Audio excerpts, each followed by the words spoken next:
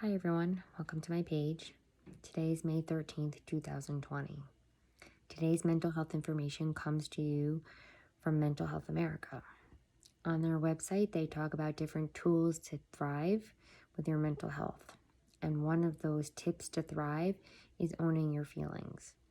I'll get into some of the strategies to owning your feelings in another video. However, today I'd like to just briefly touch upon some of the interesting information that I read about owning your feelings. So it can be very easy to get caught up in your emotions as you're feeling them. And most people don't think about the emotions that they are dealing with. But to take time and really identify what you are feeling can help you to cope better when you are dealing with challenging situations. They give a few fast facts about owning your feelings. One of them is the fact that there is more than 3,000 words in the English language to identify emotions. People who are good at being specific about their feelings and their emotions are usually less likely to binge drink, to be physically aggressive, or to self-injure when they are at a time of distress.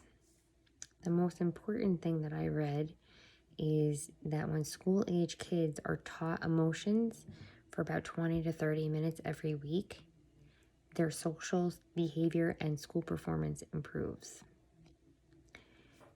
I know for me, I don't feel like when I was a child, I was taught different ways to identify my emotions or how to cope with them appropriately. And I feel like that brought me some issues as an adult.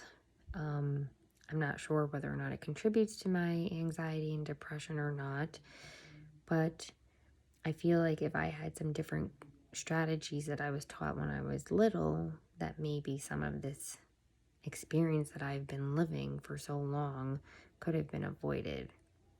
This is not at the fault of my parents because they did a good job raising me, and it's not at the fault of our schools because they didn't teach it to me. I think that when I was growing up, we lived in a completely different world than what we are living in right now. And it is still a point in life now where people feel stigmatized by mental health. We didn't talk about it back then. We hardly talk about it now. So I think it's kind of natural to think back to my childhood and not being taught some of those coping strategies. I do feel like it is extremely important in this day and age to bring mental health into the schools when kids are little, something that is age appropriate for them, to teach them some of the ways to own their feelings.